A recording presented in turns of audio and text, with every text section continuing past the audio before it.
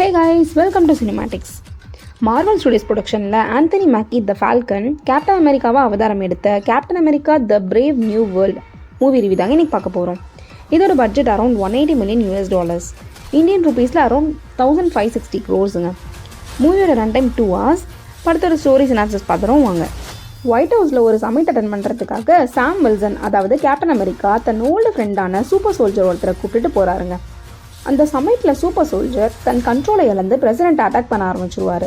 இதனால் arrest பண்ணப்படுற super சோல்ஜரை captain America எப்படி காப்பாற்றினாரு, இதுக்கு பின்னாடி இருக்கிற அந்த வில்லன் யாருன்னு ஒரு இன்வெஸ்டிகேட்டிவ் த்ரில்லராக சொல்லப்பட்டது தாங்க இந்த captain America brave new world. இந்த படத்தில் ஸ்டோரி அண்ட் ஸ்க்ரீன் பிளே பெருசாக அமையலனாலும் விஎஃப்எக்ஸ் அண்ட் ஸ்டன்ஸ்லாம் வேறு மாதிரி பண்ணியிருக்காங்க. நடுவில் அப்போ வர ஆக்ஷன் சீக்வன்ஸ்னால மட்டும்தான் படத்தை எங்கேஜிங்காக கொண்டு போக முடிஞ்சுது. அதுவும் கிளைமேக்ஸில் Red Hulk versus Captain America சீக்வன்ஸ்லாம் செமையாக வந்திருக்கு. ஹல்கோட கோவத்தையும் ஆக்ரோஷத்தையும் ரொம்ப நாள் கழிச்சு ஸ்க்ரீனில் பார்க்குறது நாஸ்டால்ஜியா ஃபீல் தாங்க கொடுத்துச்சு. நம்ம க்ரீன் ஹல்க்கு தான் மார்வல் மொக்க பண்ணி வச்சிருக்காங்க. கிறிஸ் எவன்ஸ் அளவுக்கு இல்லைனாலும் ஆந்தனி மேக்கி தன்னால் முடிஞ்ச அளவுக்கு கேப்டன் அமெரிக்கா ரோலுக்கு ஜஸ்டிஸ் கொடுக்க ட்ரை பண்ணியிருக்காரு. ஆனால் அதெல்லாம் ஸ்டன்ஸில் ஷீல்டு வச்சுட்டு ஃபைட் பண்ணுறதுக்கு நல்லா இருக்கே தவிர ஆஸ் அ கேரக்டர் ஆர்க்காக பார்க்கும்போது டயலாக்ஸில் மட்டுமே தாங்க அவர் கேப்டன் அமெரிக்காவாக இருக்க முயற்சி பண்ணியிருக்காரு. நான் விட்டு கொடுக்க மாட்டேன்னு நிறைய இடங்கள்ல சொல்கிறாரே தவிர இமோஷனலாக அதை வெளிப்படுத்த மிஸ் பண்ணிட்டாருன்னு தான் சொல்லணும். ஸ்க்ரீன் பிளேயுமே ரொம்ப ஃப்ளாட்டாக தாங்க போகுது. ஈவன் இன்வெஸ்டிகேட் பண்ணுற சீன்ஸ் கூட ரொம்ப லேக் ஆக தான் செய்யுது.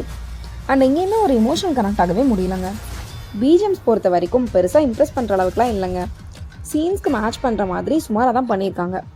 3D எஃபெக்ட்ஸும் சொல்லிக்கிற அளவுக்கு இல்லை. 2D பார்த்தாலே அதே ஃபீல் தான் கொடுத்துருக்கோம் போலங்க. டயலாக் சீன்ஸ்லாம் நிறைய வச்சதாலேயும் என்னவோ படம் கிரிப்பாகவே இல்லை. அண்ட் ஹிண்ட் மாதிரி எல்லா மார்வல் படங்களையும் டச் பண்ணிட்டு போயிருக்காங்க. இதோட பாசிட்டிவ்ஸ்னு பார்த்தீங்கன்னா VFX, stunts, action sequence, particularly climax portion இதெல்லாம் தாங்க. நெகட்டிவ்ஸ்னு பார்த்தீங்கன்னா ஸ்லோவாக போகிற screen play, emotionless story, lengthy dialogue scenes and வீக்கான கேரக்டர் ஆர்க் இதெல்லாம் தாங்க.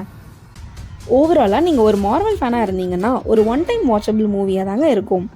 So if you are interested, go and watch the high action with zero emotions of Captain America the Brave New World. Cinematic rating for this movie is 6.5 out of 10. Thank you guys.